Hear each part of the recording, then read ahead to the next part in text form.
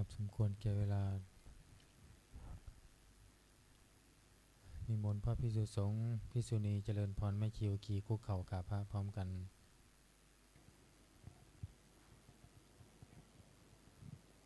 อัญชลีวันทาอภิวาทอัญชลีวันทาอภิวาทอัญชลีวันทาอภิวาทอัญชลีวันทาอัญชลี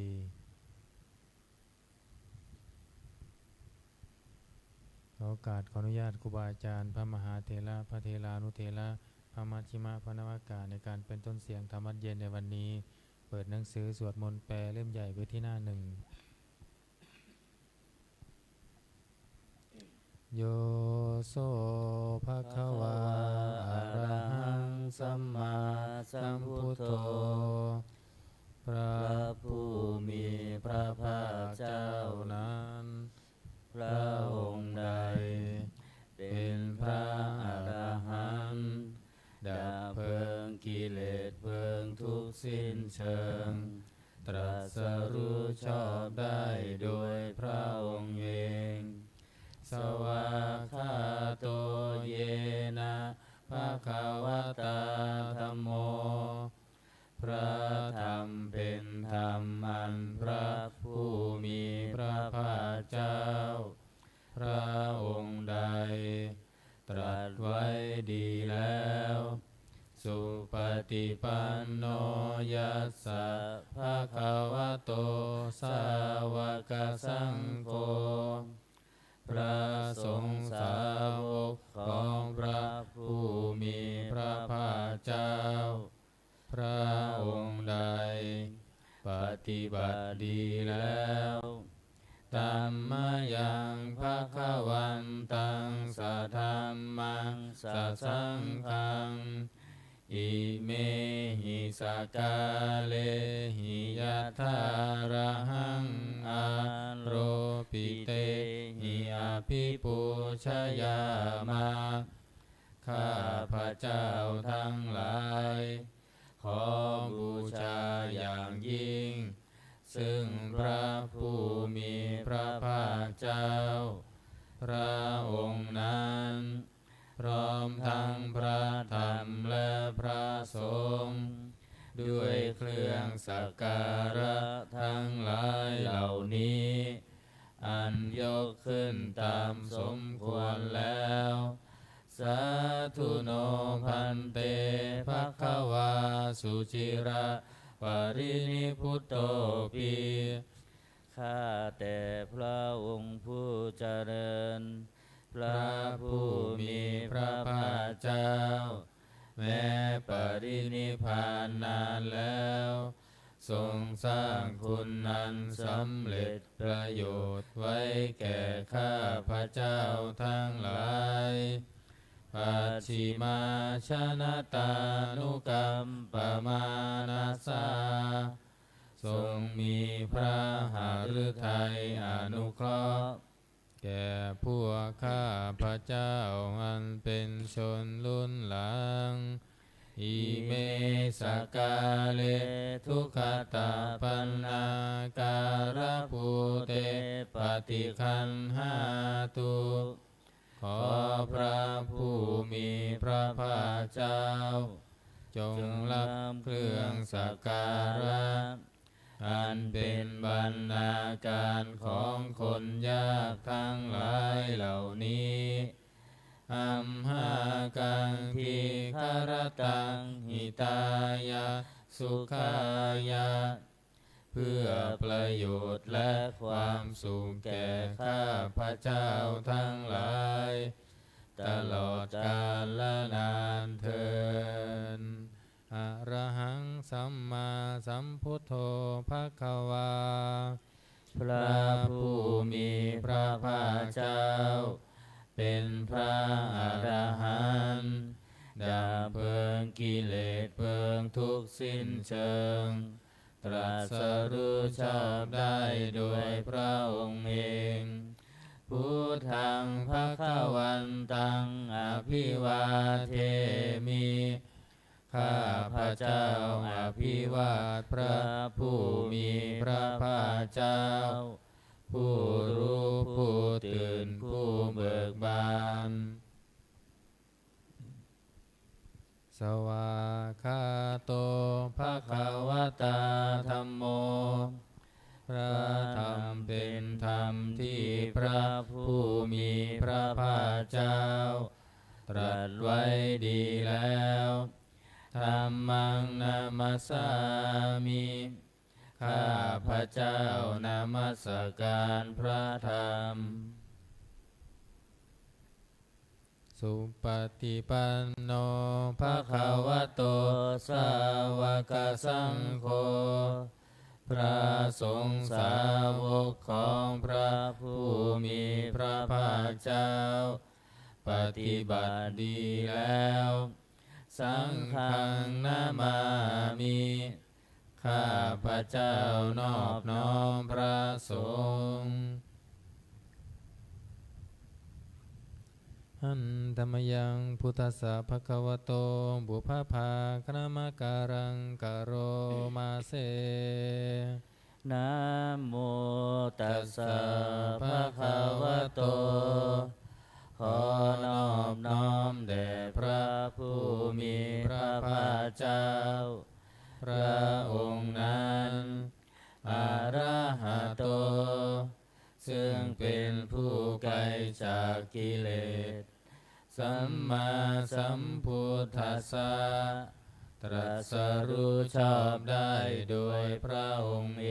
งนะโมตัสสะภะคะวะโตขอนอบน้อมแด่พระผู้มีพระภาคเจ้าพระองค์นั้นอะระหะโตซึ่งเป็นผู้ไกลจากกิเลสสัมมาสัมพุทธัสสะ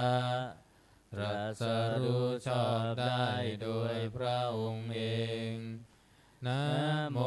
ตัสสะภะคะวะโตขอนอบน้อมแด่พระผู้มีพระภาคเจ้า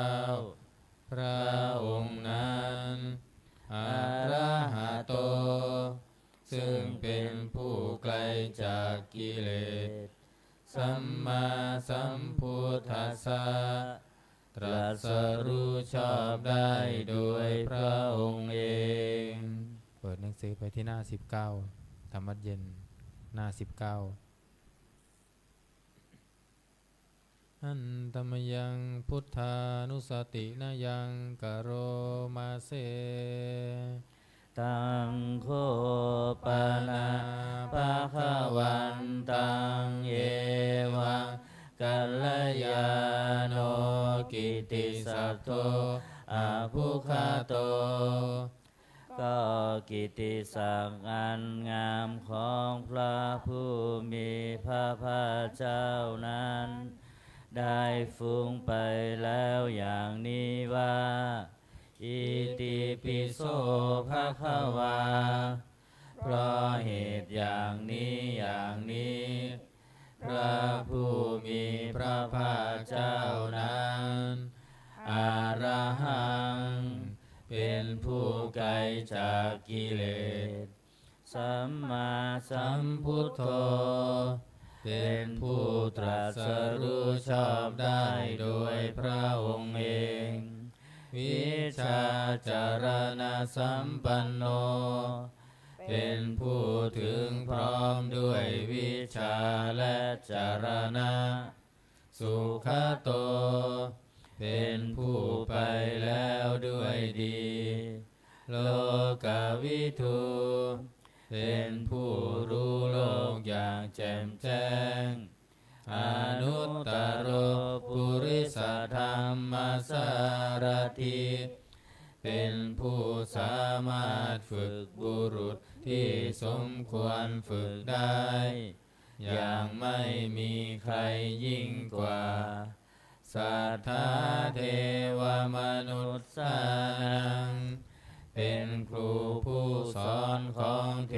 วดาและมนุษย์ทั้งหลายพุทโธ เป็นผู้รู้ผู้ตื่นผู้เบิกบานด้วยธรรมภควาติเป็นผู้มีความจำเริญจำแนกธรรมสั่งสอนสัตว์ดังนี้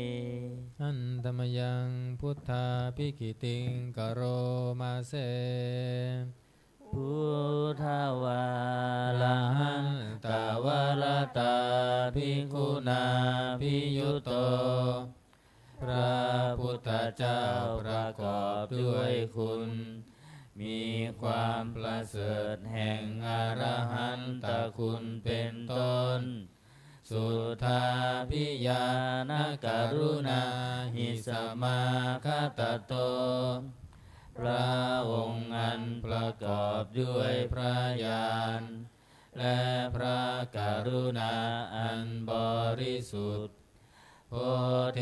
สิโยสุชนะตังกมลังวสุโรพระองค์ใดทรงกระทำชนที่ดีให้เบิกบานดุจอาทิตย์ทำบัวให้บานวันธามหังตามรณังศิรสาชิเนทังข้าพระเจ้าไหว้พระชินสีห์ผู้ไม่มีกิเลสพระองค์นั้นด้วยเสียงกล่าวพุทโธโยสัพพปานินังสารนังเขมามุตตมังพระพุทธเจ้าพระองค์ใดเป็นสารณะอันเกษมสูงสุดของสัตว์ทั้งหลายปัฏฐามานุสติทานังวันทามิตังสิเรนะหังข้าพระเจ้าไหว้พระพุทธเจ้าพระองค์นั้นอันเป็นที่ตั้งแห่งความระลึกองค์ที่หนึ่งด้วยเสียงกล่าวพุทธัสสะหัสสมิทาโสวะพุทโธเมสามิกิสโรข้าพระเจ้าเป็นทาสของพระพุทธเจ้าพระพุทธเจ้าเป็นนายมีอิสระเหนือข้าพระเจ้าพุทโธทุกขัสสะคาตาจวิทาตาจหิตัสสะเมพระพุทธเจ้าเป็นเครื่องกำจัดทุกข์และทรงไว้ซึ่งประโยชน์แก่ข้าพระเจ้าพุทธัสสะหังนิยาเทมิสรีรันชีวิตันจิตังข้าพระเจ้ามอบกายถวายชีวิตนี้แด่พระพุทธเจ้าวันทันโตหังจริสามิพุทธเสวสุโพธิตังข้าพระเจ้าผู้ไหวอยู่จากประพฤติตามซึ่งความตรัสรู้ดีของพระพุทธเจ้านาทิเมสารนังอัญญังพุทโธเมสารนังวรังสารณะอื่นของข้าพระเจ้าไม่มีพระพุทธเจ้าเป็นสารณะอันประเสริฐของข้าพระเจ้าเอเตนะสัจวัชเชนะวัตเตยังสัทธุสาสเนด้วยการกล่าวคำสัตย์นี้ข้าพระเจ้าพึงเจริญในพระศาสนาของพระศาสดาพุทธังเมวันธรรมาเนนะยังปุญญังปัสสุตังอิทังข้าพระเจ้าผู้ไหวอยู่ซึ่งพระพุทธเจ้าได้ขวนขวายบุญใดในบัดนี้สัพเพปิอันตรายาเมมาเหสุงตัสสะเตชะสาอันตรายทั้งปวงอย่าได้มีแก่ข้าพระเจ้า ด้วยเดชแห่งบุญนั้นกายเยนะวาจายาวะเจตสาวาด้วยกายก็ดีด้วยวาจาก็ดีด้วยใจก็ดีพุทเทกุกัมมังปะกตังมยายังกรรมหน้าติเตียนนันใดที่ข้าพระเจ้ากระทำแล้วในพระพุทธเจ้าพุทโธปฏิคันหาตัวชยันตังขอพระพุทธเจ้าจงงดซึ่งโทษล่วงเกินนั้นการันตะเรสังวริตุงวะพุทเทเพื่อการสำรวมระวังในพระพุทธเจ้าในการต่อไปหันธรรมยังธรรมานุสตินะยังกโรมาเสสวาคาโตภะคะวะตาธัมโมพระธรรมเป็นสิ่งที่พระผู้มีพระภาคเจ้าตรัสไว้ดีแล้วสันทิฏฐิโกเป็นสิ่งที่ผู้ศึกษาและปฏิบัติพึงเห็นได้ด้วยตนเองอากาลิโกเป็นสิ่งที่ปฏิบัติได้และให้ผลได้ไม่จำกัดการเอหิปัสสิโกเป็นสิ่งที่ควรกล่าวกับผู้อื่นว่าท่านจงมาดูเถิดโอปานายิโกเป็นสิ่งที่ควรน้อมเข้ามาใส่ตัวปัจจตังเวทิตาโพวินโยหิติเป็นสิ่งที่ผู้รู้ก็รู้ได้เฉพาะตนดังนี้หันธรรมยังธรรมาภิกิติงกโรมาเสสวาคาตตาทิคุณโยภาวะเสนาเสยโยพระธรรมเป็นสิ่งที่ประเสริฐเพราะประกอบด้วยคุณคือความที่พระผู้มีพระภาคเจ้าตรัสไว้ดีแล้วเป็นต้นโยมัคคปากปริยัตติวิโมคขเพโทเป็นธรรมอันจำแนกเป็นมรรคผลปริยัติและนิพพานธัมโมกุโลกปัตตนาตถาธาริธารีเป็นธรรมทรงไว้ซึ่งผู้ทรงธรรมจากการตกไปสู่โลกที่ชั่ววันธามหังตามหารังวรธรรมเมตังข้าพระเจ้าไหว้พระธรรมอันประเสริฐนั้นอันเป็นเครื่องขจัดเสียซึ่งความมืดธัมโมโยสัพพปาลินังสารนังเขมมุตตมัง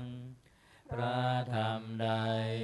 เป็นสารณะอันเกษมสูงสุดของสัตว์ทั้งหลายทุติยานุสติทานังวันธามิตังสิเรนะหังข้าพระเจ้าไหว้พระธรรมนั้นอันเป็นที่ตั้งแห่งความระลึกองค์ที่สองด้วยเสียงกล่าวธรรมัสสาหัสสมิทาโสวะธัมโมเมสามิกิสโรข้าพระเจ้าเป็นทาสของพระธรรมพระธรรมเป็นนายมีอิสระเหนือข้าพระเจ้าธัมโมทุกขาสาคาตาจะวิทาตาจะหิตาสเม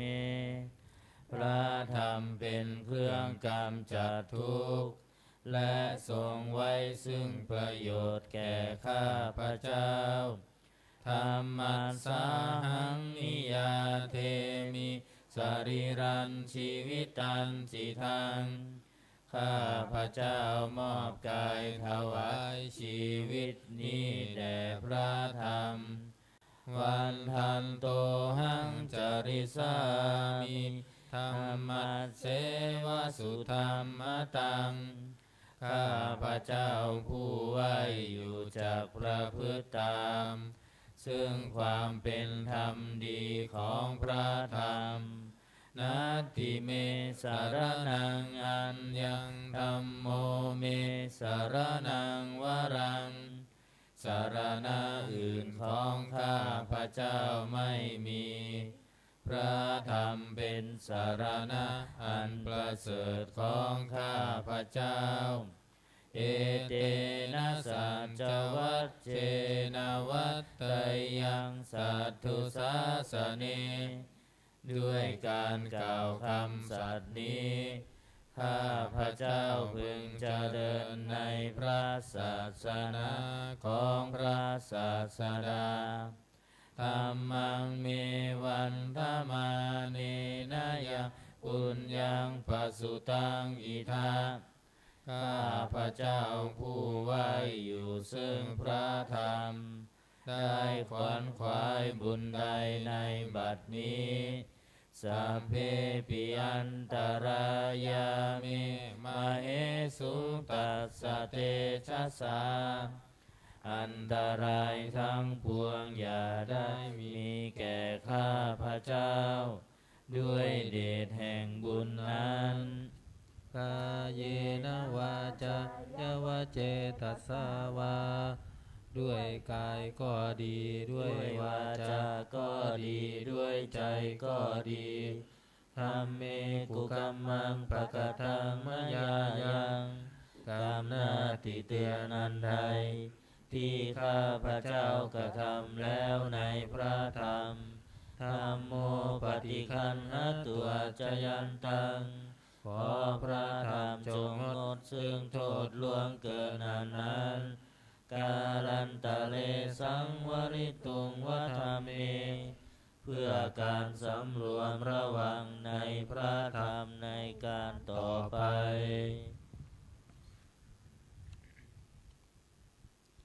หันธรรมยังสังขานุสตินายังกโร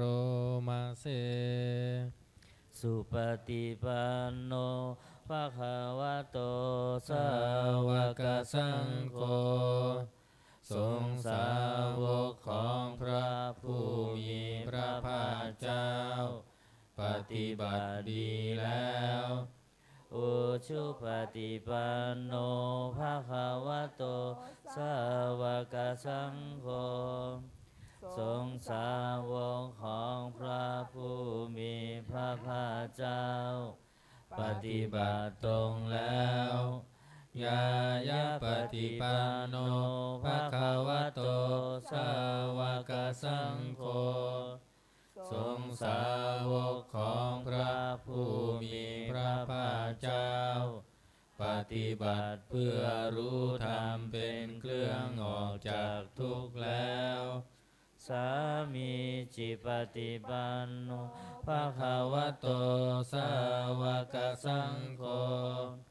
สงฆ์สาวกของพระผู้มีพระภาคเจ้าปฏิบัติสมควรแล้วยะทิทางได้แก่บุคคลเหล่านี้คือ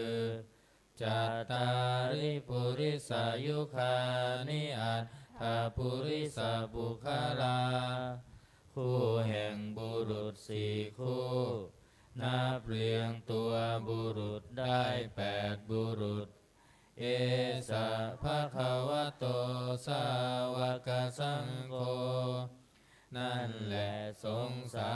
วกของพระผู้มีพระภาคเจ้าอาหุนายโยเป็นสมควรแก่สักการะที่เขานำมาบูชาปาหุนายโยเป็นสมควรแก่สักการะที่เขาจัดไว้ต้อนรับ ทักขินายโยเป็นผู้ควรรับทักษิณาทานอัญชริการณิโยเป็นผู้ที่บุคคลทั่วไปควรทำอัญชรีอนุตตรังปุญญเกตังโลกัสสติเป็นเนื้อนาบุญของโลกไม่มีนาบุญอื่นยิ่งกว่าดังนี้อันตมยังสังฆาภิกขิติงกโรมาเสสัทธัมมโชสุปฏิปฏิคุณาภิยุตโตพระสงฆ์ที่เกิดด้วยพระสัทธรรมประกอบด้วยคุณมีความปฏิบัติดีเป็นต้นโยธาภิโตอริยบุคลาสังกเสโทเป็นหมู่แห่งพระอริยบุคคลนั้นประเสริฐแปดจำพวกศิราทิธรรมปวาราสยกายจิตโตมีกายและจิตอันอาศัยธรรมมีศีลเป็นต้นอันบวรวันหามหังตมริยานาคานังสุสุทังข้าพระเจ้าไหว้หมู่แห่งพระอริยเจ้าเหล่านั้นอันบริสุทธิ์ด้วยดีสังโฆโยสัพพปานินาสารนังเขมามุตตมังพระสงฆ์หมู่ใดเป็นสารณะอันเกษมสูงสุดของสัตว์ทั้งหลายตาติยานุสติทานังวันทามิตังสิเรนะหังข้าพระเจ้าไหว้พระสงฆ์หมู่นั้นอันเป็นที่ตั้งแห่งความระลึกองค์ที่สามด้วยเสียงก้าวสังฆานสาหัสสมิทาโสวะสังโฆเมสามิกิสโรข้าพระเจ้าเป็นทาสของพระสงฆ์พระสงฆ์เป็นนายมีอิสระเหนือข้าพระเจ้าสังโฆทุกขัสสะคาตาจาวิทาตาจาหิตัสสะเมพระสงฆ์เป็นเครื่องกำจัดทุกข์และทรงไว้ซึ่งประโยชน์แก่ข้าพระเจ้าสังฆาสาหังนิยาเทมิสรีรันชีวิตันจิทัง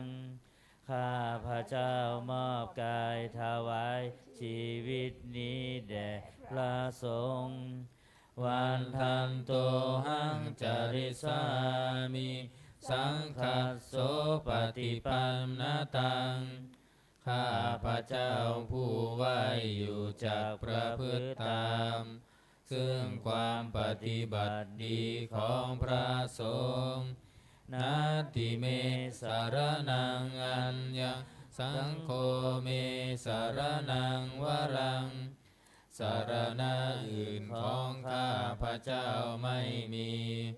พระสงฆ์เป็นสารณะอันประเสริฐของข้าพระเจ้าเอเตนะสัจวัชเชนะวัตตยังสัทธุสาสเนด้วยการกล่าวคำสัตย์นี้ข้าพระเจ้าพึงเจริญในพระศาสนา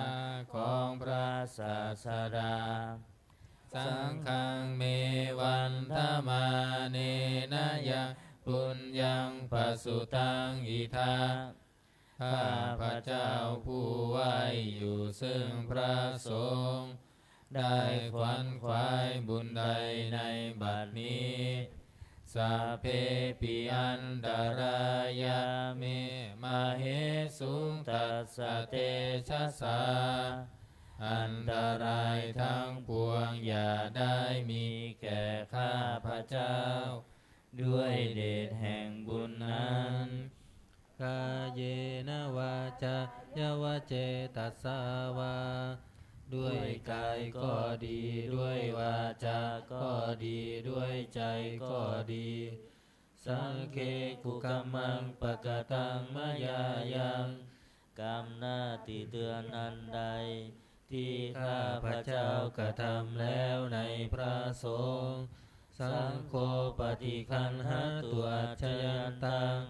ขอพระสงฆ์จงงดซึ่งโทษล่วงเกินนั้นการันตะเรสังวริตุงวสังเคเพื่อการสำรวมระวังในพระสงฆ์ในการต่อไปเปิดหนังสือไปที่หน้า38โอวาทปาติโมกข์หน้า38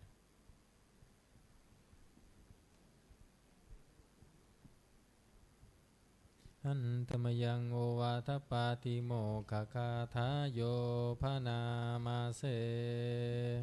สัพพะปาปัสสะอาการนังการไม่ทำบาปทั้งปวงกุศลสุปสัมปทาการทำกุศลให้ถึงพร้อมสัจจิตาปริโยทปนังการชำระจิตของตนให้ขาวรอบเยตังพุทธานาสาสนังทำสามอย่างนี้เป็นคำสั่งสอนของพระพุทธเจ้าทั้งหลายขันติปรมังตโปติติฆาขันติคือความอดกลั้นเป็นธรรมเครื่องเผากิเลสอย่างยิ่งนิพพานังปรมังวทันติพุทธาผู้รู้ทั้งหลายกล่าวพระนิพพานว่าเป็นธรรมอันยิ่งนาหิภาภาชิโตปรูปคาติผู้กำจัดสัตว์อื่นอยู่ไม่ชื่อว่าเป็นบรรพชิตเลยสามโนโหติปรังวิเหทยันโตผู้ทำสัตว์อื่นให้ลำบากอยู่ไม่ชื่อว่าเป็นสมณะเลยอนุปาวาโทอนุปคาโตการไม่พูดร้ายการไม่ทำร้ายปาติโมกเขจะสังวโรการสำรวมในปาติโมกข์มัตตัญยุตาจะพัตตัสมิงความเป็นผู้รู้ประมาณในการบริโภคปันตัญจะสยนาสนังการนอนการนั่งในที่อันสงัดอาทิจิตเตจะอาโยโคความหมั่นประกอบในการทำจิตให้ยิ่งเอตังพุทธานาสาสนังทำ6อย่างนี้เป็นคำสั่งสอนของพระพุทธเจ้าทั้งหลายเปิดมาหน้า27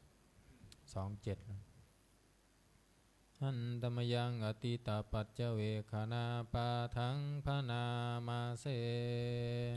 อาชมยาอัปปัจเจเวคิตวา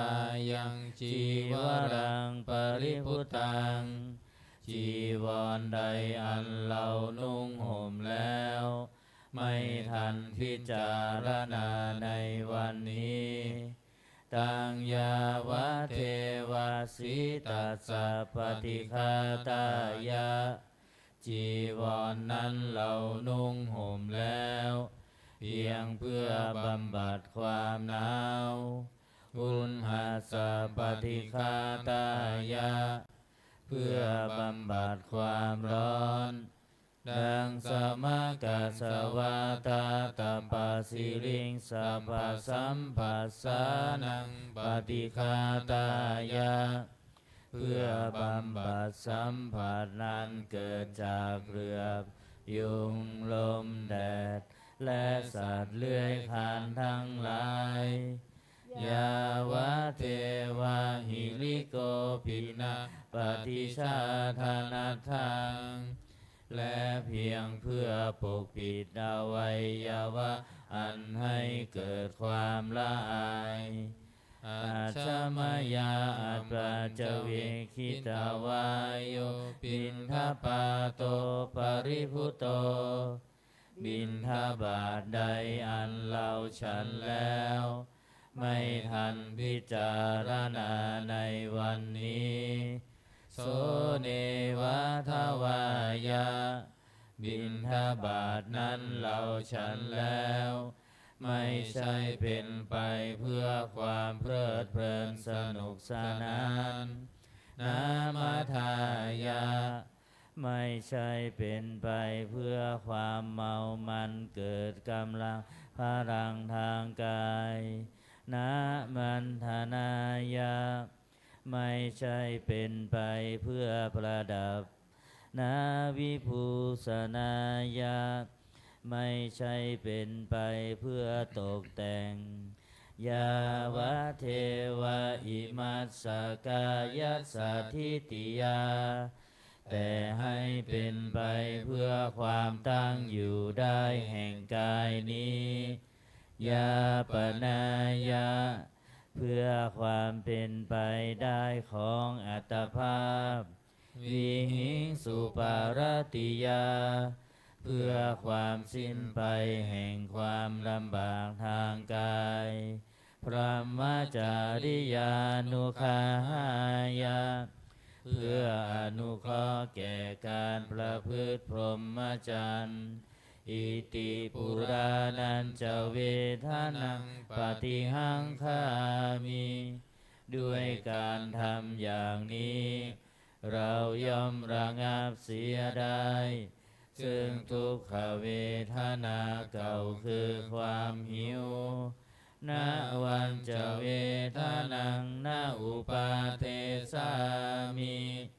และไม่ทำทุกขเวทนาไม่ให้เกิดขึ้นยาตราจะเมภวิสติอนวัชชตาจะภาสุวิหารโรจาติอันหนึ่งความเป็นไปโดยสะดวกแห่งอัตภาพนี้ด้วยความเป็นผู้หาโทษมิได้ด้วยและความเป็นอยู่ด้วยผาสุกด้วยจักมีแก่เราดังนี้อาชมายาอัปปัจจเวคิตาวายังเส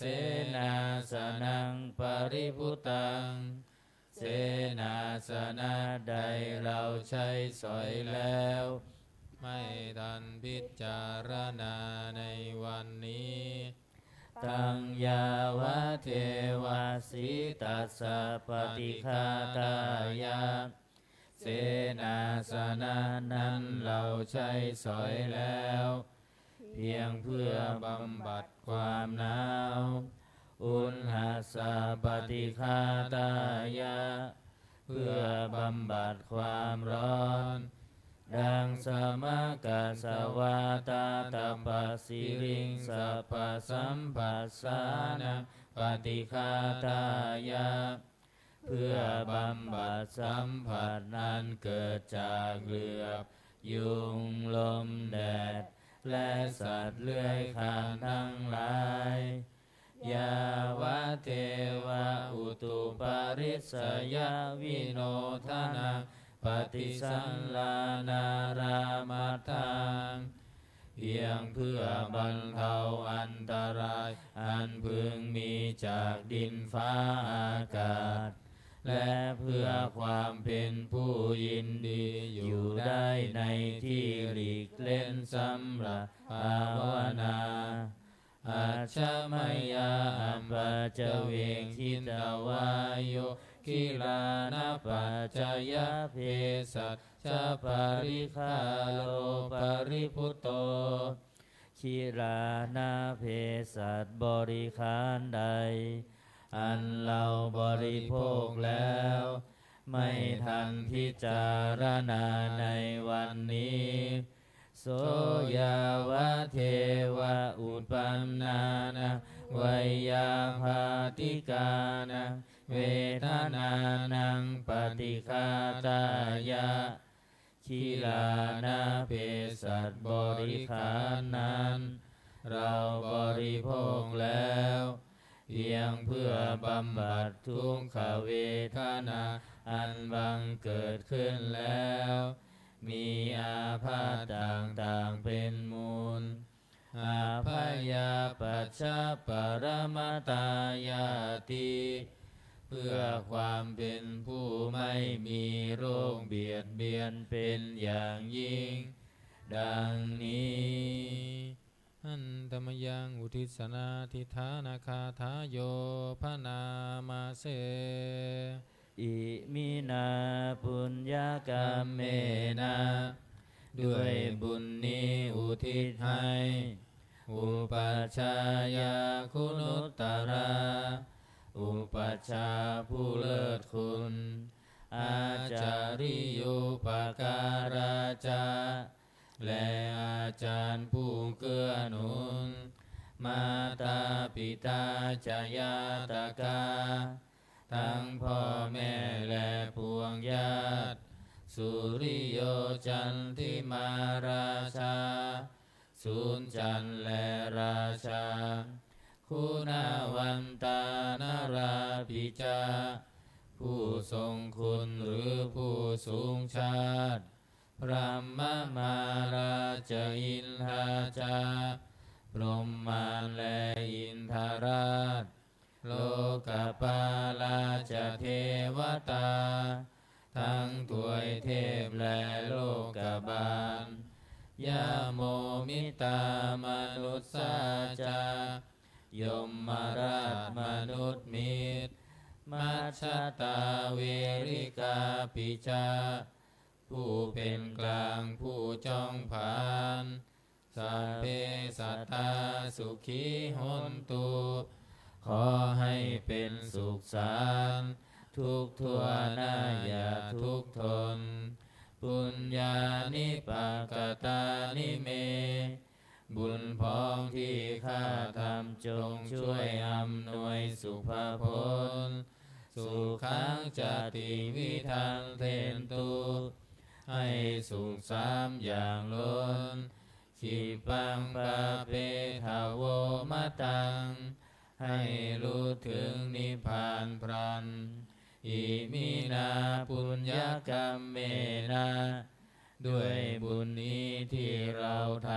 ำอิมินาอุทิเสนาจา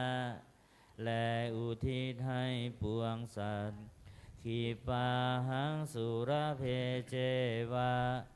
เราพลันได้ซึ่งการตัดตัณหุปาทานเฉทานังตัวตัณหาอุปาทานเยสันตาเนหินาธรรมาสิ่งชั่วในดวงใจยาวานิพานโตมะมังกว่าเราจะถึงนิพพานนัสสันตุสัพพทาเยวะมาลายสิ้นจากสันดานยัจฉาชาโตภเวภเวทุกภพที่เราเกิดอุชุจิตังสติปัญญามีจิตตรงและสติทั้งปัญญาอันประเสริฐสันเลโควิริยัมหินาพร้อมทั้งความเพียรเลิศเป็นเครื่องขูดกิเลสหายมาราระพันตุโนกาสัง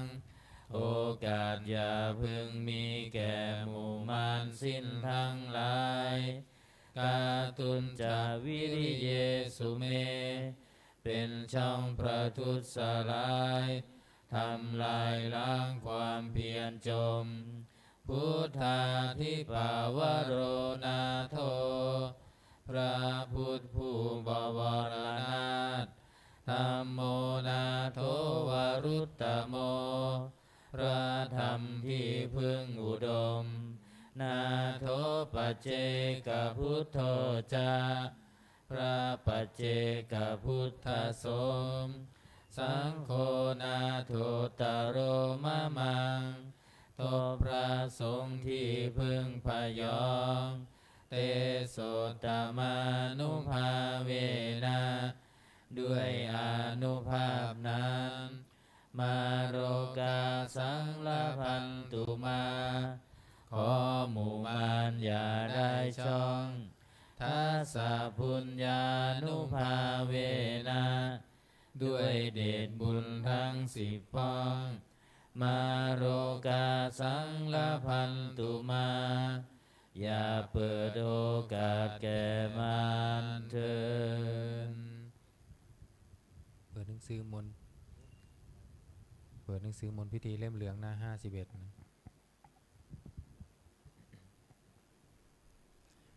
หน้า51นะโมตัสสะภะคะวะโตอะระหะโตสัมมาสัมพุทธัสสะนะโมตัสสะภะคะวะโตอะระหะโตสัมมาสัมพุทธัสสะนะโมตัสสะภะคะวะโตอะระหะโตสัมมา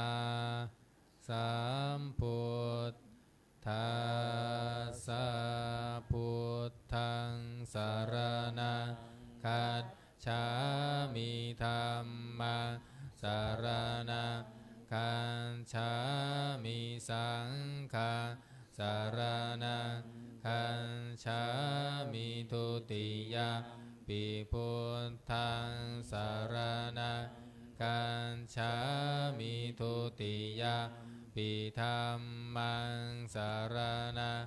คัจฉามิทุติยมปิสังฆังสรณังคัจฉา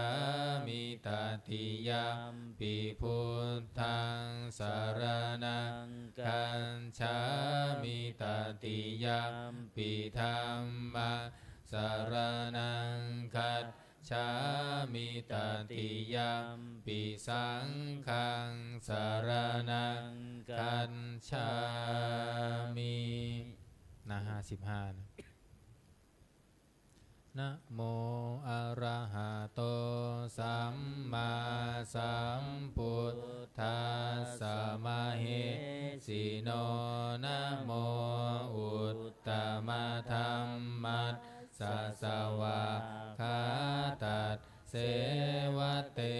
นิธานะโมมหาสังคัสสะปิวิสุทธาสีลาทิติโนนะโมโอมาตยารัตทัสสะรัตนัตตยัสสะสาตุกังนะโมโอมกาติตัสสะตันสะวันทุตตยัสสะปินะโมการะปะภาเวนาวิคัตฉันตุปัตตวานะโมการานุภาเวนะสุวัตติโหนตุสัพพทานะโมกา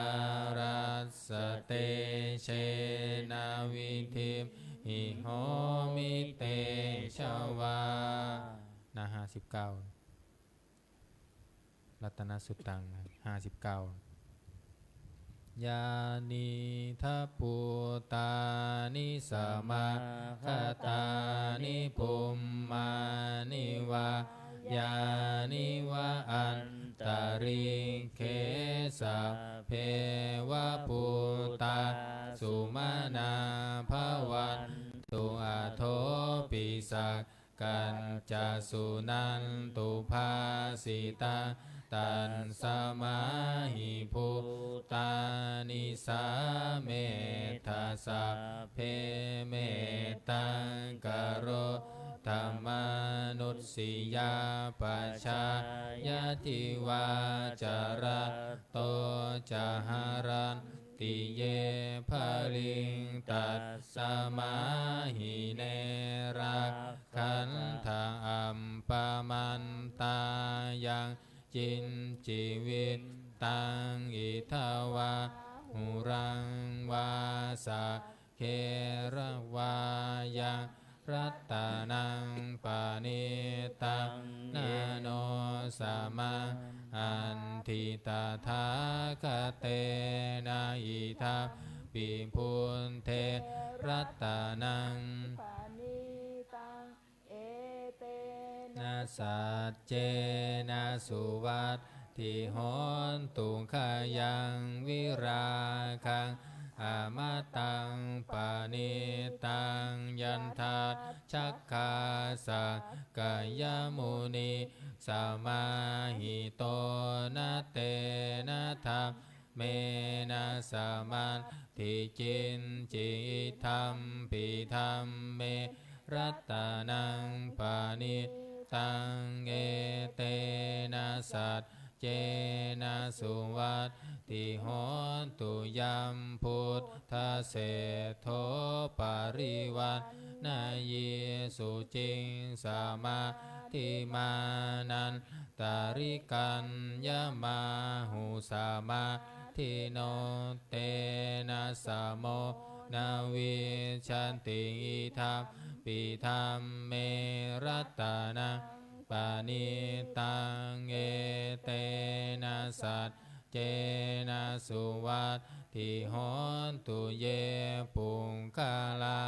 อันทัสสะตังปัสสัทธาจัตตาริเอตานิยุคานิโหนติเตทากิเนยยาสุขตัสสะสาวกาเอเตสุทินนานิมหาภาลานิ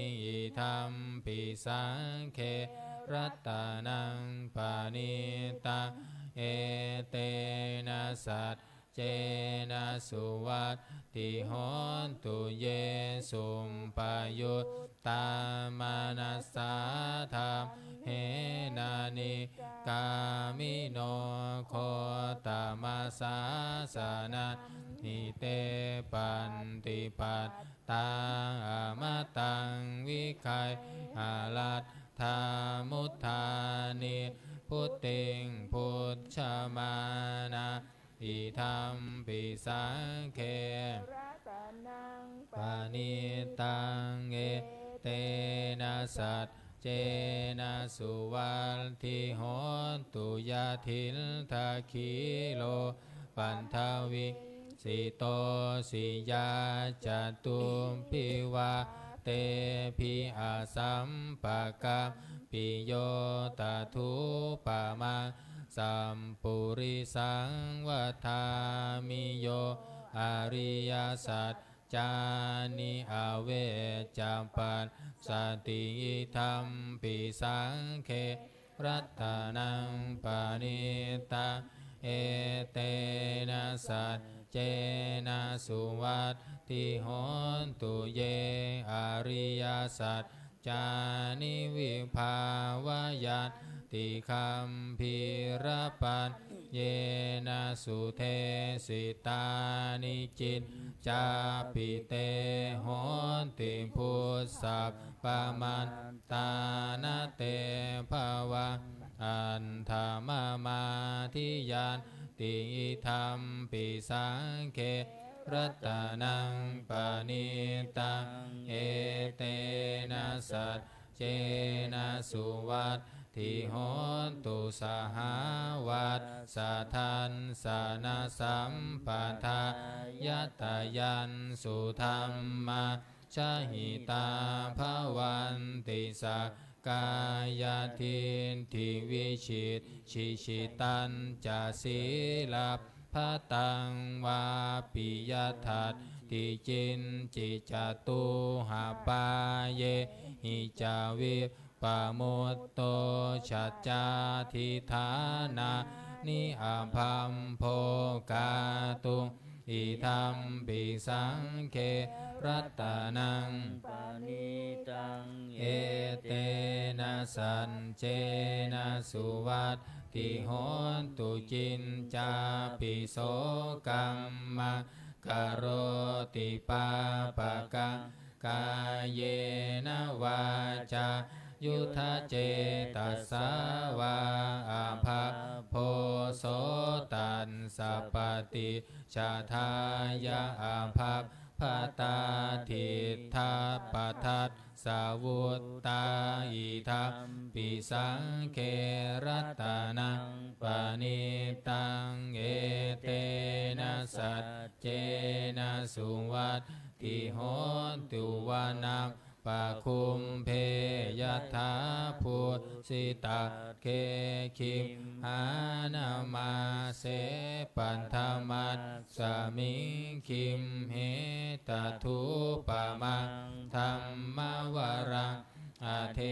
สยินิพานาคามิงปรมังหิตายาหิธรรมปิพุนเท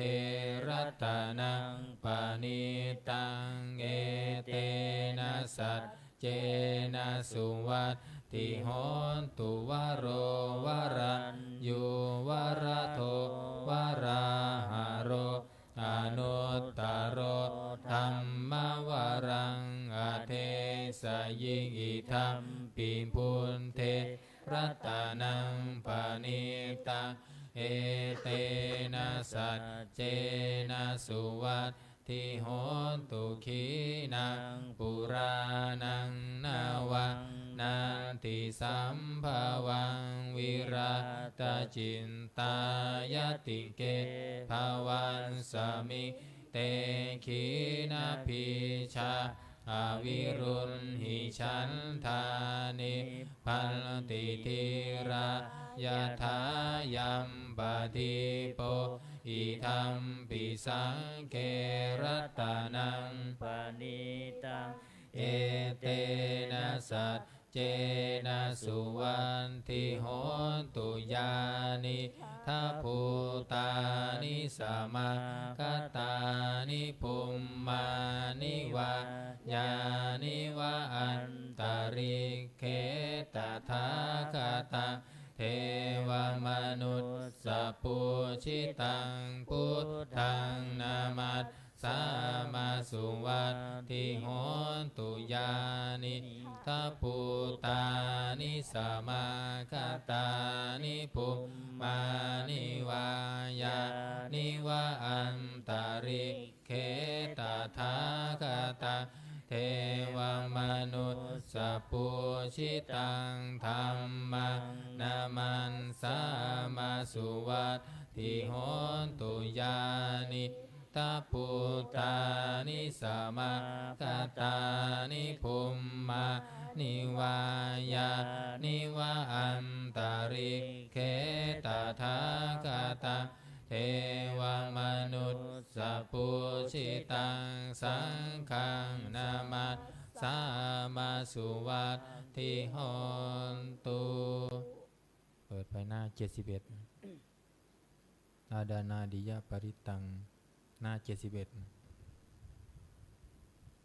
วิปันสิสานามัตถุจังคุมันตัดสาสิริมาโตสิกขิสปินามัตตุสัพพะพุตานุกัมปิโนเวสะพุทธานามัตตุนาหาตกัสสัตตปันสีโนนามัตตุกกุสันทัสสมาราเสนาปะมันทิโนโกนาคามานัสสนามัตตุพรหมนัสสาวุสีมาโตกัสสะปันสนามัตตุวิปโมตตัสสะสัมภทิอังคีรัสสัสสนามัตตุสังกายา ปุตตัสสะสิริมัตโตโยอิมังธัมมะมะเทเสสิสัพพทุกขาปนุทานังเยจาปินิพุตตาโลเกยัตถาภูตังวิปันสิสุงเตชะนาอภิสุนามหันตาวิตัสสารธาหิตังเทวมนุษย์สานังยังนามัสสันติโคตมังวิชาจารณสัมปันนะมหันตังวิตัสสารธาวิชาจารณสัมปันนะพุทธังวันธามะโคตมันตินะโมเมสัมภะพุทธานังอุปันนานะมเหสีนังตันหังกโรมหาวีโรเมทังกโรสหายโสสารนังกะโลโลกะหิโตทิปังกะโรชุตินทโรโกทัญโยชนะปะโม โมโคมังคโรปุริสาสะโพสุมาโนสุมาโนทิโรเรรวโตรติวันทโนโสภิโตคุณสัมปันโนอโนมาทัสสิชานุตตโมปัตตุโมโลกปัสโชโตนารโทวรสารถิปันทุโมตตโรสันตสาโรสุเมโทอาปฏิปุงคาโล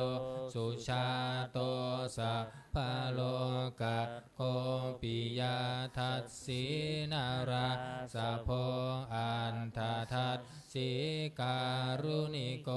ธัมมทันสิตาโมนุโท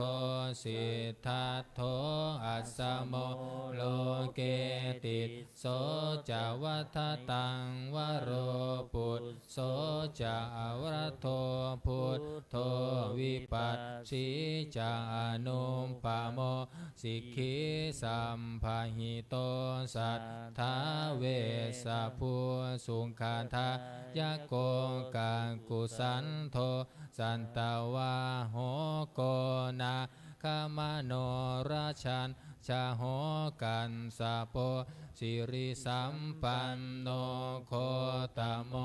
สังกายปุงคโวเอเต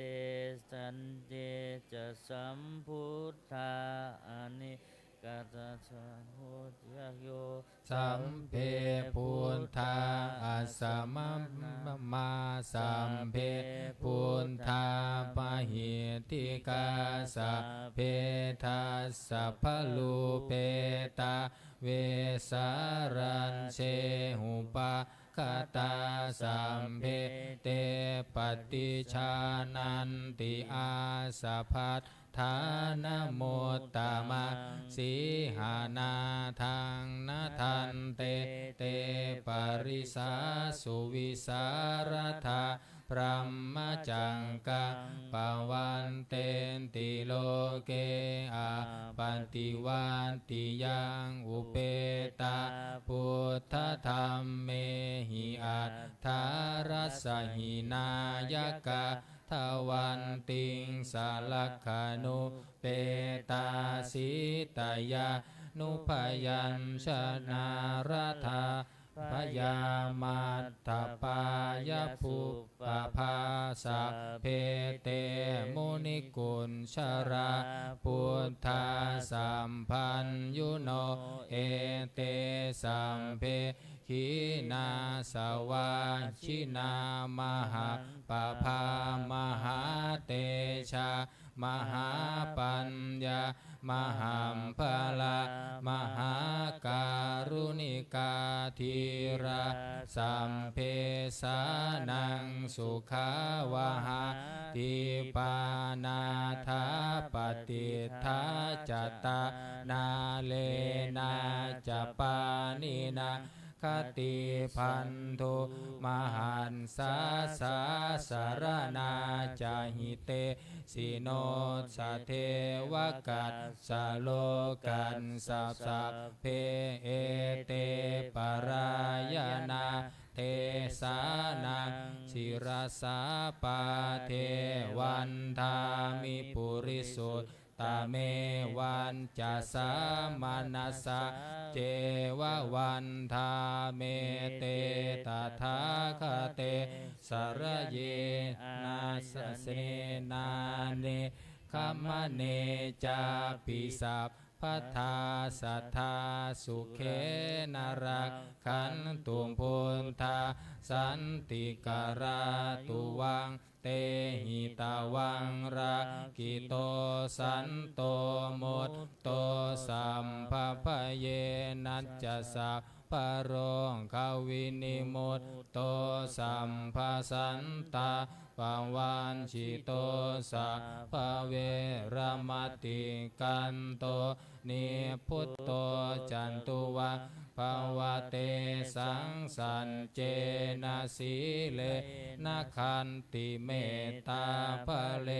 นัจจเตปิตุมเหอนุรักขันตุอาโรกเยนะสุเขนัจจปุรัตทิมันสมิงทิสาภาเคสันติพุตามหิติกาเตปิตุมเหอนุรักขันตุอาโรกเยนะสุเขนัจจทังกินัสสมิงทิสาภาเคสันติเทวามหินติกาเตปิตุมเหอนุรักขันตุอาโรกเยนะสุเขนัจจปัตชิมสมิงทิสาภา ภาเคสันตินาคามหิติกาเตปิตุมเหอนุรักขันตุอาโรคเยนะสุเขนัจจอุตตรัสสมิทิสาภาเคสันติยาคามหินติกาเตปิตุมเหอนุรักขันตุอาโรกเยนะสุเขนัจจปุเรทัมติสังทัสสาวโทโททักกิเนนะวิรุณหาโกปัญชิเมนะวิรูปักโคกุเวโรอุตตรังทิสังจันตารโรเตมหาราชาโลกปาลาสสันสิโน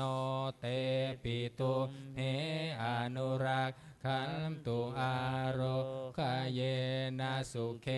นัจจอากาสัทธาจะทุมมันทาเทวานาคามหิติกาเตปิตุเหอนุรักขันตุอาโรคเยนะสุเขนัจจนัตถิเมสารนังอัญญังพุทโธเมสารนังวราเอเตนะสัจเจเชนะโหนตุเตชัยยมังกรังนัตติเมสารนังอัญญังธัมโมเมสารนังวรังเอเตนะสัญจวัตเชนะโหนตุเตชัยยมังกรังนัตติเมสารนังอัญญังสังโฆเมสารนังวราเอเตนะสัจจวัตเชนะโหนตุเตชัยยมังกรังยังกินจิรัตนังโลเกวิชันติวิวิทังบุญทุรัตนังพุทธัสสะมังนัตติตัสสะมาโสธิภาวันตุเตยังกินจิรัตนังโลเกวิชันติวิวิทังบุญทุรัตนังธัมมัสสะมังนัตติตัสสะมาโสธิภาวันตุเตยังจินจิรัตนังโลเกว วิชันติวิวิทังปุนตุรัตนะ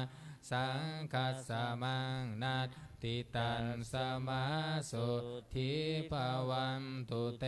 สังกันตวาปุณธรัตนังโอสัทธังอุตตมังวราหิตังเทวมนุษย์สานังพุทธเตเชนะสุทินานัสสันตุปัตตวาสัมเพทุกขาวุปัสสเมตุเตสังกันตวาธรรมรัตนังโอสัทธังอุตตมังวราปริราหูปัสสมานังธรรมเตเชนะสุทินานัสสันตุปันทวาสัพเพพยาวุปัสสเมตุเตสังกันตวาสังฆรัตนังโอสัทธังอุตตมังวรังอาหุนยยังปาหุนยยังสังฆเตเชนะสุทินานัสสันตุปันทวาสัพเพทุกขาวุปัสสเมตุเตสัพพิติโยวิวัชชันตุสัมภโรโควินัสสันตุมาเตภวัตวันตรายโยสุขีทีขายุโกภวะอภิวัตธนาสิริสนิจังวุนทาปจายโนจัตตารโธรรมาวัฏทันติอายุวันโนสุขังภะลังหน้า77โพชฌงค์โพชฌังโคสติสังขาโตธัมมานะวิจโยตถาวิริยัมปิติปันสันติโพชฌังคาจตถาปริสมาตุเบกะโพชฌังคาสัตเตเตสัมภทัสสีนามุนีนาสัมมาทัคขาตาภาวิตาปะหุลิกตาสังวัตตันติอาภิญญายนิพพานายะจักโพธิยาเอเตนะสัญจวัตเชนะสุนทิเตโหนตุสัพพทาเอกัสสมิงสมัยเยนาโทโมคันลานันจักกันสปังกิลาเนทุขิเตทิสวาโพชังเคสันตเทสยิเตจตังอภินันติตวาโรคะมุจิงสุตังคะเนเอเตนะสัญจวัตเชนะสุนทิเตโหนตุสัพพทาเอกัตถาธรรมราชาปิเคลันเยนะพิปิริโตจุลทันเทเรนะตันเยวะพนาเปตาวานาสาธารังสัมโมทินตาวาจาอาภาธาตัมหาวุฒาสิทานาโสเอเตนะสัจจวัตเชนะสุนทิเตโหนตุสัพพทาปะหินาเตจัปอาภาธาตินนันนัมปิมเหสีนามังคาหัตตังกิเลสาวะปันตานุปัตติธัมมตังเอเตนะสัจจวัตเชนะสุนทิเตโหนตุสัมภทาหน้า84มงคลจักรวาลใหญ่หน้า84สิริทิติมาติเตโชชัยยสิทธิมหิทธิมหาคุณาปริมิตปุญญาธิการัสสะสัพพันตรายนิวารนัสสัทธมัตทัสสะภะคะวะโตอะระหะโต สัมมาสัมพุทธัสสะมะติงสมหาปุริสลักขานานุภาเวนะอาสิตายานุภายัญชนะนุภาเวนะอาทุสตตัสสะตมังคลานุภาเวนะฉัพพันนรังสียานุภาเวนะเกตุมาลานุภาเวนะทัสสะปารมิตานุภาเวนัสสสะอุปปารมิตานุภาเวนัสสสะปรมัตถปารมิตานุภาเวนะศีลสมาธิปัญญานุภาเวนะพุทธานุภาเวนะธรรมานุภาเวนะสังฆานุภาเวนะเตชานุภาเวนะอินทานุภาเวนะพลานุภาเวนะเยยะธรรมานุภาเวนะจตุราสิติสหสัทธัมมัคขันธานุภาเวนะนวโลกุตรธรรมานุภาเวนะอัตถังกิกามัคคานุภาเวนะอันทัสสะมาปันติยานุภาเวนะชลพิญญานุภาเวนะจตุสัญจยานานุภาเวนะทัสสะภลยานานุภาเวนะสัพพัญยุตตยานานุภาเวนะเมตตากรุณามุทิตาอุเบกขานุภาเวนะสัพพปรินตานุภาเวนะรัตนัตตยสารนานุภาเวนะตุยหังสัมภโรคโสกุมปันทวทุกะโทมานัสสุปายาสาวินัสสันตุสัพพันตรายาปิวินัสสันตุสัพพสังกัปปะตุยหังสมิจฉันตุทิคายุตาตุยหังโหนตุสัตวัตสัชีเวนะสมังคิโกโหนตุสัพพทาอากาสัพพัตตวนาภูมิคังคามหาสมุทธาอารักขกาเทวตาสัทธาตุมเหอนุรักขันตุภวันตุสัพพมังคารัง ลักขันตุสัพ พระเทวตาสัพพพุทธานุภาเวนะสัทธาโสธิภวันตุเตภวันตุสัพพมังคารังลักขันตุสัพพะเทวตาสัพพธรรมานุภาเวนะสัทธาโสธิภวันตุเตภวันตุสัพพมังคารังลักขันตุสัพพะเทวตาสัพพสังฆานุภาเวนะสัทธาโสธิภวันตุเตนักขัตตยักขภูตานังปาปัคขหานิวารณาปริตตัสสานุภาเวนะหันตวะเตสังอุปัฏฐเวนักขัตตยักขภูตานังปาปัคขหานิวารณา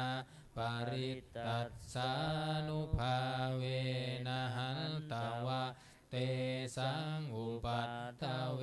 นักขัตตยักขภูตานังปาปัคขหานิวารณาปริตตัสสานุภาเวนะหันตวะเตสังอุปัฏฐเวการทำวัดเย็นก็จบเพียงเท่านี้นะครับต่อไปจะได้เจริญจิตตภาวนาทำสมาธิสักครู่แล้วแผ่เมตตาพร้อมกัน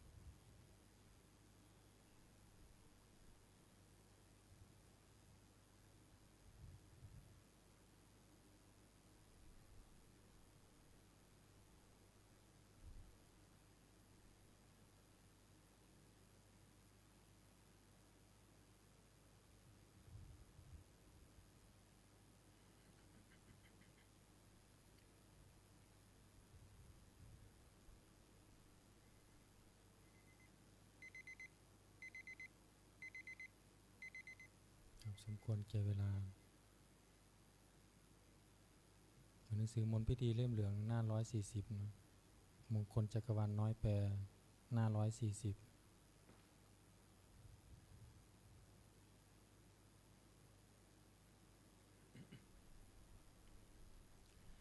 สัพพพุทธานุภาเวนะด้วยอานุภาพแห่งพระพุทธเจ้าทั้งปวงสัพพธรรมานุภาเวนะด้วยอานุภาพแห่งพระธรรมทั้งปวงสัพพสังฆานุภาเวนะด้วยอานุภาพแห่งพระสงฆ์ทั้งปวงพุทธรัตนังธัมมรัตนังสังฆรัตนังติมนังรัตนานังอานุภาเวนะด้วยอานุภาพแห่งรัตนะสามคือพุทธรัตนะธัมมรัตนะสังฆรัตนะจตุราสีติสหสธรรมขันธานุภาเวนะด้วยอานุภาพแห่งพระธรรมขันธ์84,000ปิตากันตยานุภาเวนะด้วยอานุภาพแห่งพระไตรปิฎกชินสาวกานุภาเวนะด้วยอานุภาพแห่งพระสาวกของพระชินเจ้า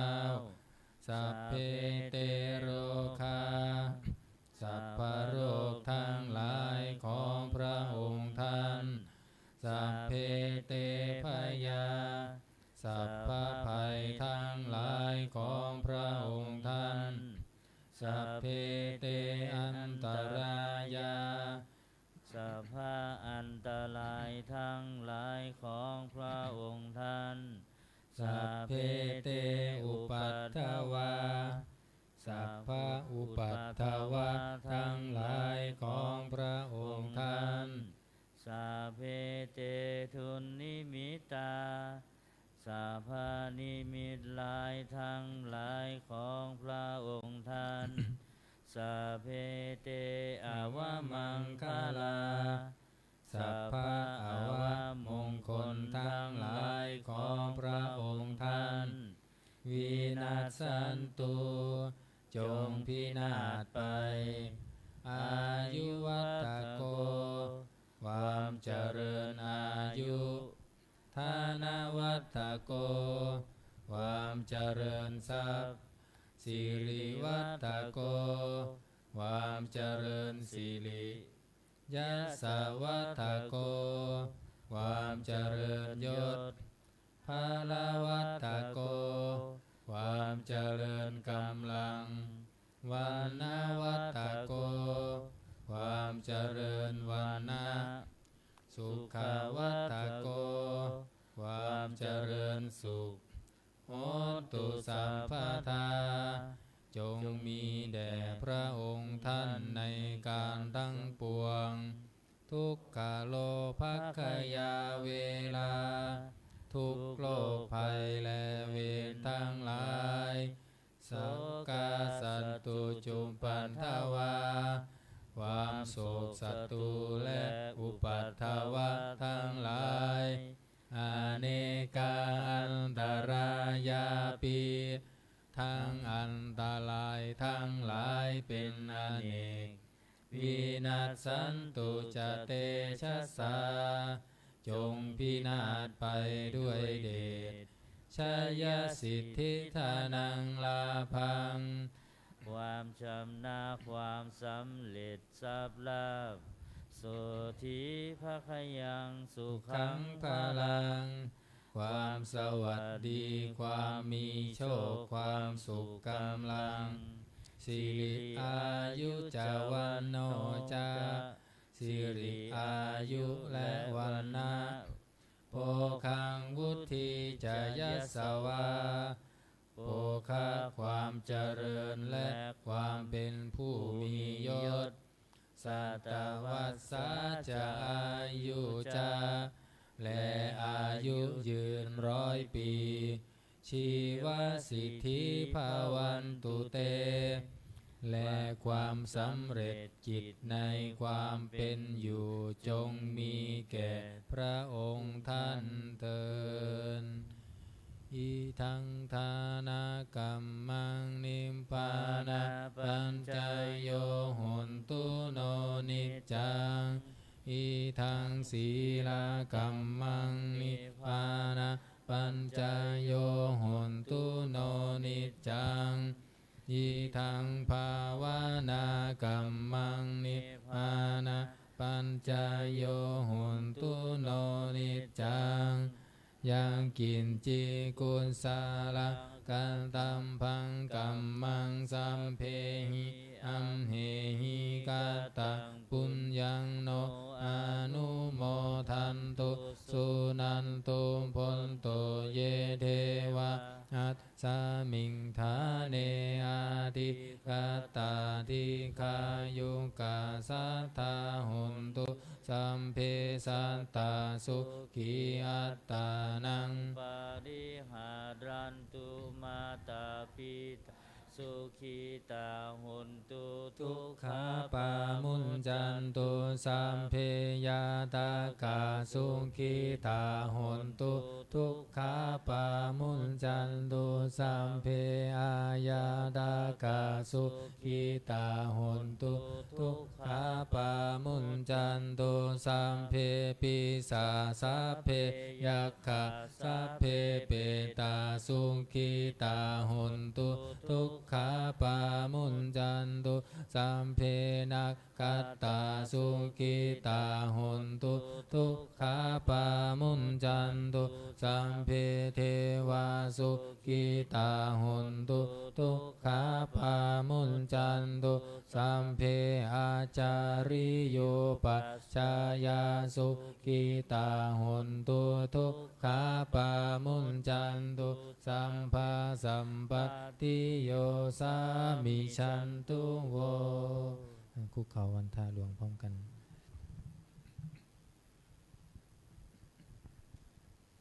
วันทามิพุทธังสัมภะเม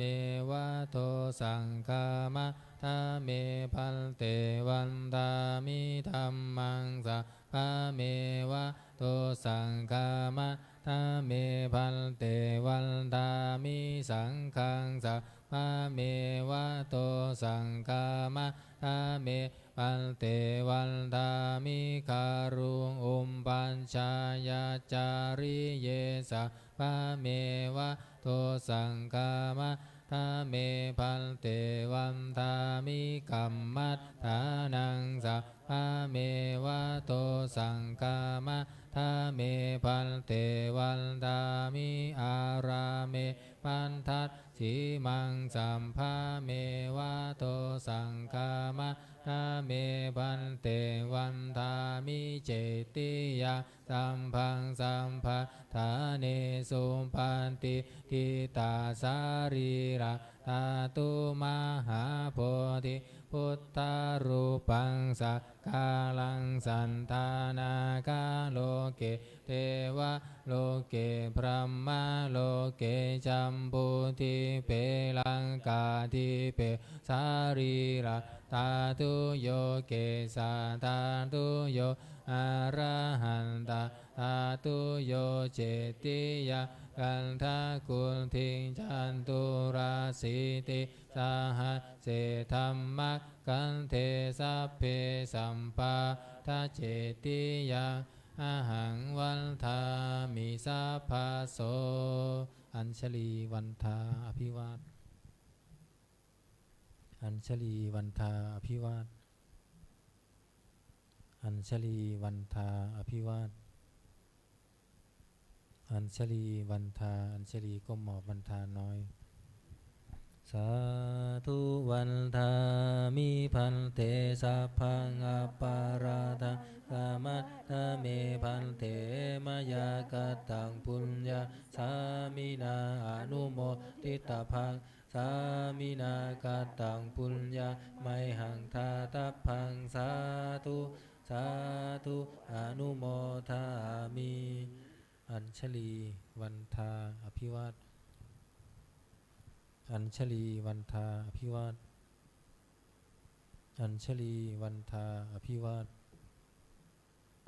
อัญชลีวันทาอัญชลีกราบลาพระรัตนตรัยพร้อมกันอะระหังสัมมาสัมพุทโธภะคะวาพุทธังภะคะวันตังอภิวาเทมิสวากขาโตภะคะวะตาธัมโมธัมมังนามัสสามิสุปฏิปันโนภะคะวะโตสาวกสังโฆสังฆังนามามิขอนิมนต์พระภิกษุสงฆ์ภิกษุณีคุกเก่ากับพระมหาเถระพระอาจารย์สุรศักดิ์โกพร้อมกันแม่คีโยคีกราบทีหลังอัญชลีวันทาอภิวาท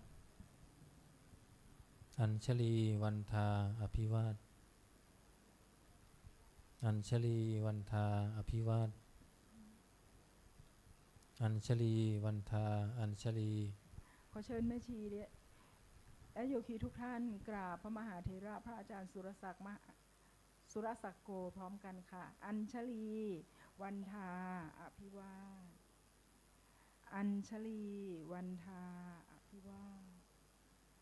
อัญชลีวันทาอภิวาทอัญชลีวันทาอัญชลี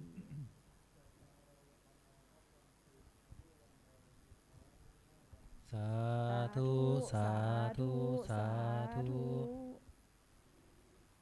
โยคีชายช่วยเก็บภาชนะด้วยนะครับโยคีหญิงหลังจากปิดหน้าต่างเสร็จเรียบร้อยแล้วเราลงไปปฏิบัติรวมกันที่ห้องรับพระกรรมฐานนะคะห้องใต้ดินหอไตรค่ะ